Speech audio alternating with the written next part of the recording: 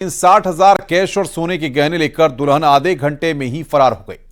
अब पीड़ित दूल्हे ने पुलिस में इसकी शिकायत दी है।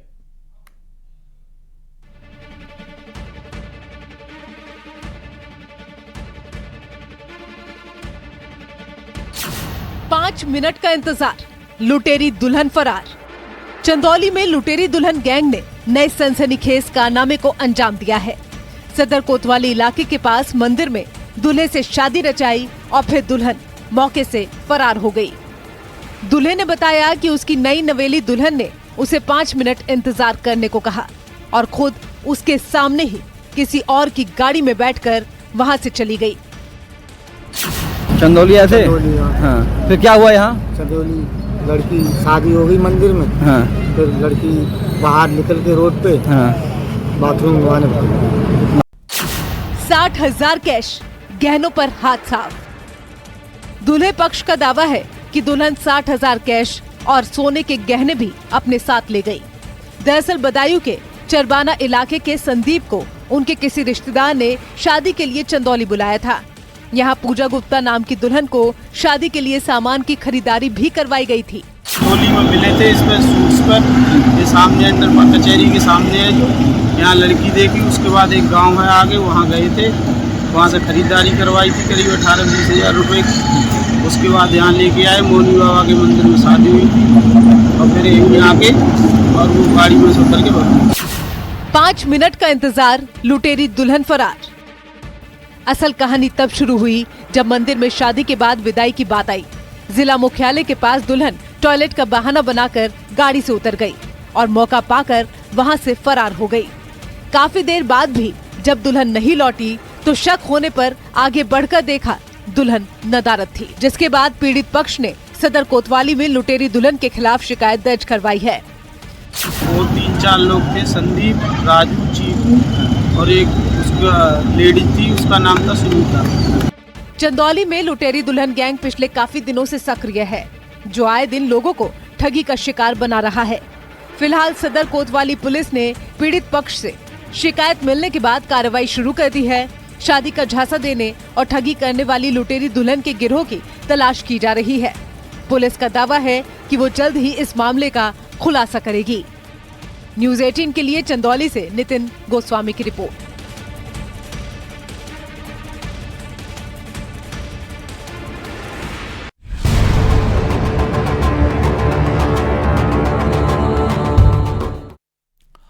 उत्तर प्रदेश के नोएडा से हैरान कर देने वाला मामला सामने आया, जहां साउथ इंडियन बैंक के एक सहायक मैनेजर ने बैंक के 28 करोड़ रुपए अपनी मां और पत्नी के खाते में ट्रांसफर कर दिए।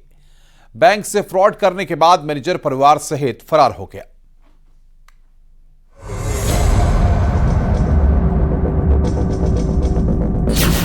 बैंक मैनेजर का अपने ही बैंक में बड़ा खेल। नोएडा से हैरान कर देने वाला मामला सामने आया है, जहां साउथ इंडियन बैंक के एक सहायक बैंक मैनेजर ने बैंक के 28 करोड़ रुपए अपनी मां और पत्नी के खाते में ट्रांसफर कर दिए। नोएडा के सेक्टर 22 में साउथ इंडियन बैंक ने अपने ही असिस्टेंट मैनेजर पर 28 करोड़ 7 लाख रुपए हड़पने के खिलाफ मुकदमा दर्ज कराया है। आपको बता दें, राहुल शर्मा यहाँ बतौर असिस्टेंट मैनेजर थे और आरोप है कि उन्होंने 28 करोड़ 7 लाख रुपए की हेराफेरी की है और अपने पत्नी, अपने मां और अपने परिजनों के अकाउंट में ये पैसा ट्रांसफर किया है। फिलहाल असिस्टेंट मैनेजर राहुल शर्मा यहां से फरार है। पुलिस ने लंबी तफ्तीश के बाद मुकदमा दर्ज किया है। धारा 420, 409, 468 और 471 के तहत ये मुकदमा दर्ज किया गया है। पुलिस का कहना है जल्द ही आरोपी की गिरफ्तारी की जाएगी। मां पत्नी के अकाउंट में 28 करोड़ ट्रांसफर। आरोपी सहायक मैनेजर ने बैंक से करीब 28 करोड़ रुपए परिवार वालों के खाते में ट्रांसफर कर दिए। इसके बाद से ही आरोपी राहुल फरार चल रहा है। जब बैंक प्रबंधन ने मामले की जांच की तो राहुल के कारनामे को जान वो भी दंग रह गए। छानबीन की तो मामला साफ हो गया कि बैंक के पैसे बैंक के ही कर्मचारी ने हड़पने की कोशिश की है। करोड़ों की हेराफेरी के मामले में अब पुलिस जांच कर रही है। इनके द्वारा एक शिकायत दर्ज कराई गई थी कि इनके एक एम्प्लॉई ने, जो असिस्टेंट मैनेजर रैंक का था, उसने जो है वो इनके बैंक से लगभग 25 करोड़ से ज़्यादा की धनराशि जो है वो गबन करके, साइफन ऑफ करके अपने परिवारजनों के खातों में जो ट्रांसफर कर दी है। इस पे जो है वो एक इनिशियल इंक्वायरी हुई। इंक्वायरी के बाद जो है इसमें एक FIR दर्ज की गई है और इसमें इसके परिवार के लोगों के अकाउंट्स में भी पैसा गया है और काफ़ी और अकाउंट्स में भी गया है। तो इसमें पुलिस टीमें जो है वो काम कर रही है, विवेचना प्रचलित है और इन सभी की जो है इसमें इन्वॉल्वमेंट गिरफ्तारी की जाएगी। नोएडा में साउथ इंडियन बैंक की ब्रांच मामले में एसोसिएट इलेक्ट्रॉनिक रिसर्च फाउंडेशन के पदाधिकारियों ने 3, 4 और 6 दिसंबर को ईमेल से शिकायत दर्ज कराते हुए खाते से रुपए बिना अनुमति व जानकारी के ट्रांसफर करने के आरोप लगाए थे। मूल रूप से हरियाणा के रोहतक का आरोपी वर्तमान में सेक्टर 27 में परिवार के साथ रहता है। अलग अलग खातों में पैसा ट्रांसफर किया गया। कुल अमाउंट 28 करोड़ 7 लाख है। पुलिस के अधिकारियों का कहना है टेक्निकल सर्विलांस और मैनुअल सर्विलांस के जरिए जल्द ही राहुल को गिरफ्तार किया जाएगा। फिलहाल इस प्रकरण के बाद से यहां के अधिकारी पुलिस से लगातार संपर्क में है और पुलिस के अधिकारियों का यही कहना है कि जल्द इस पूरे प्रकरण में कार्रवाई की जाएगी। थाना 24 क्षेत्र में यह मुकदमा दर्ज किया गया है। पुलिस ने दर्ज की FIR। बैंक मैनेजर फरार। बैंक से फ्रॉड करने के बाद मैनेजर परिवार सहित फरार हो गया। जैसे ही मामले की जानकारी बैंक प्रबंधक को लगी तो उनके भी होश फख्ता हो गए। बैंक के साथ किए फ्रॉड की जानकारी मिलते ही मौके पर पहुंची पुलिस ने आरोपी सहायक मैनेजर के खिलाफ मुकदमा दर्ज कर जांच में जुट गई है। उनको कैश जमा कराने के लिए पैसे कैश देके जाता था, वो कैश जमा नहीं करता था, दूसरे खाते से ट्रांसफर कराता था, चेन्नई से, कलकत्ता, यहाँ गुड़गांव से। और वो अब वहाँ से नोटिस आ गए, वो जो जिनके खाते से पैसा आया था, कैश अपने पास रख लिया। नोएडा पुलिस का दावा है कि केस दर्ज होने के बाद पुलिस उन खातों की जांच कर रही है जिनमें अमाउंट ट्रांसफर हुआ। बैंक के DGM रीजनल की शिकायत पर सेक्टर 24 कोतवाली पुलिस ने सहायक प्रबंधक राहुल शर्मा, उनकी पत्नी भूमिका शर्मा और मां सीमा शर्मा समेत अन्य के खिलाफ धोखाधड़ी समेत 4 धाराओं में केस दर्ज किया है। नोएडा से न्यूज़ 18 के लिए हिमांशु शुक्ला की रिपोर्ट।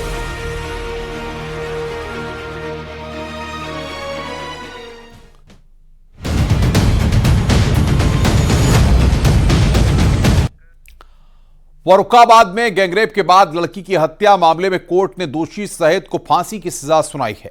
साथ ही 2,20,000 रुपए का जुर्माना लगाया गया है। महज 2 महीने में पीड़ित परिवार को इंसाफ मिला है। वहीं मामले में दोषी अन्य नाबालिग पर सुनवाई चल रही है।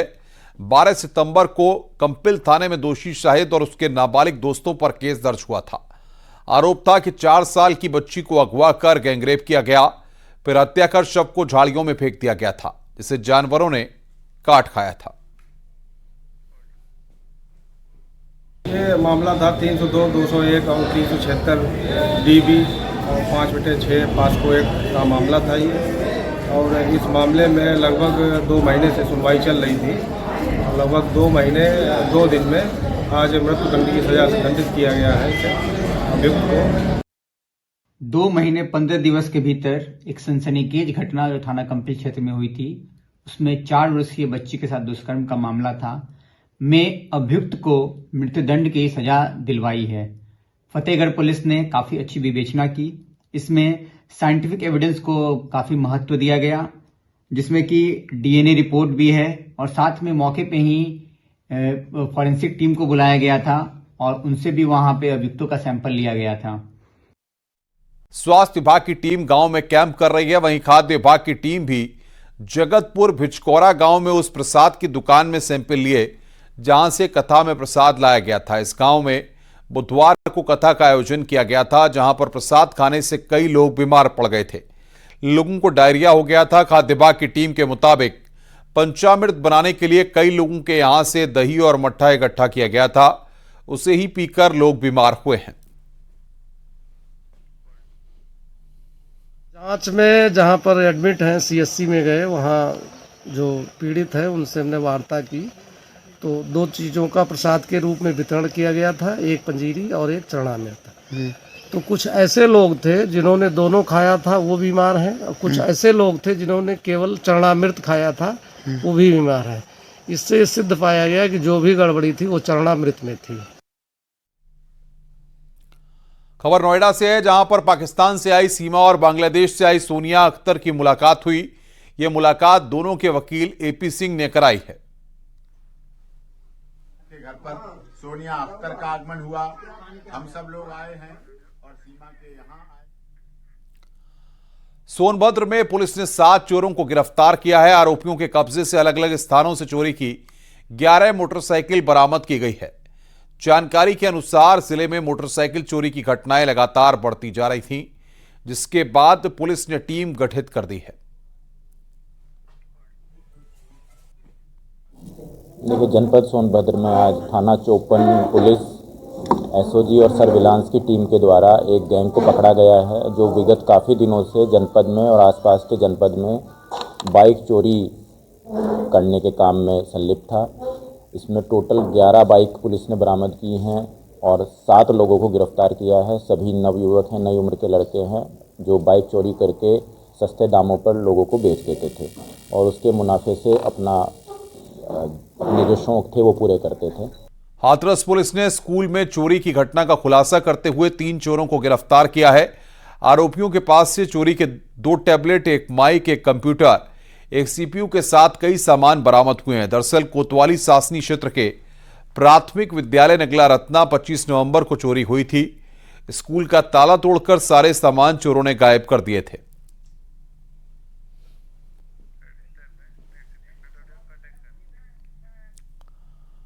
आगरा में 10 लाख की रिश्वत लेने के मामले में लेखपाल को सस्पेंड कर दिया गया है, लेकिन मामले में नया मोड़ आ गया है। अब शिकायतकर्ता आरोप से मुकर गया है। शिकायतकर्ता किसान ने कहा है कि कुछ लोगों के बहकावे में आकर लेखपाल पर झूठा आरोप लगाया गया था। घटना के 17 घंटे बाद शिकायतकर्ता ने अपनी तहरीर बदल दी है। दरअसल 10 लाख की रिश्वत के आरोप में घिरे लेखपाल की कार से कैश मिला था।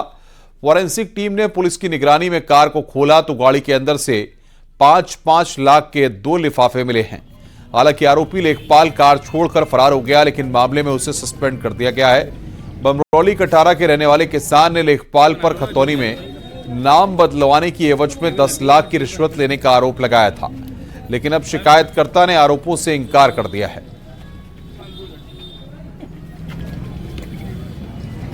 उस पे सुसंगत धाराओं में मुकदमा दर्ज किया गया।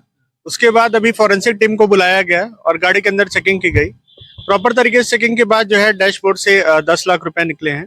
फॉरेंसिक टीम को भी सुपुर्दगी में लिया गया है पैसों को। फॉरेंसिक टीम के द्वारा जांच की जा रही है। जो भी पहलू हैं सारे पहलुओं को खुरेदा जाएगा और जो कार्रवाई की जाएगी। हम लोगों को शिकायत मिली थी इस प्रकरण में कि हमारे ही एक लेखपाल से संबंधित एक शिकायत आई थी कि कुछ पैसे का लेन देन हुआ है। उसके संबंध में जब हमने आके देखा तो एक गाड़ी थी जिसपे ये अलिज किया जा रहा था कि उसके अंदर कैश है। उसके संबंध में हम लोगों ने सीओ पुलिस वगैरह ऑलरेडी वहाँ पे मौजूद थी, उनको इन्फॉर्म करके यहाँ पे बुलाया और जो शिकायतकर्ता था उसने अपनी बात कही है, अपना स्टेटमेंट दिया है, जिसपे पुलिस अपनी कार्रवाई कर रही है। बढ़ रही सर्दी के कारण रजाई और गद्दा कारोबारियों में रौनक है। सीतापुर में गद्दों में रुई भरने का काम भी शुरू हो गया है। जैसे जैसे सर्दी का सितम बढ़ता जा रहा है, वैसे वैसे रुई की धुनाई काम भी तेजी से हो रहा है। कारोबारी का कहना है कि रुई की धुनाई का काम पिछले 15 से 20 दिनों से शुरू किया गया है और एक दिन में वो करीब 30 से 40 रजाई और गद्दे भरते हैं।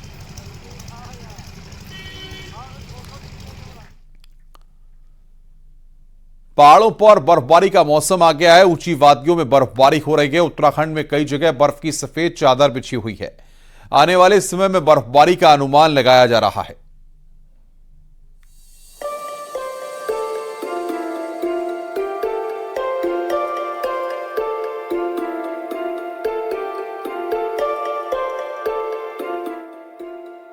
पहाड़ों पर बर्फबारी का दौर शुरू हो चुका है। जम्मू कश्मीर, हिमाचल प्रदेश और उत्तराखंड के ऊंचाई वाली जगहों पर रुक रुक कर बर्फबारी हो रही है।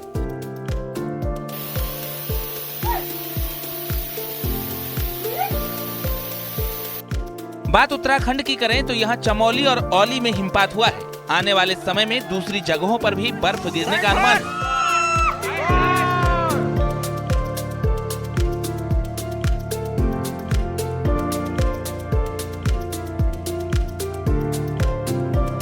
मौसम विभाग के मुताबिक पहाड़ों में पाला और मैदानी इलाकों में कोहरा परेशानी बढ़ा सकता है। 23 दिसंबर से मौसम का मिजाज बदल सकता है। पहाड़ों पर भारी बर्फबारी का अनुमान लगाया जा रहा है।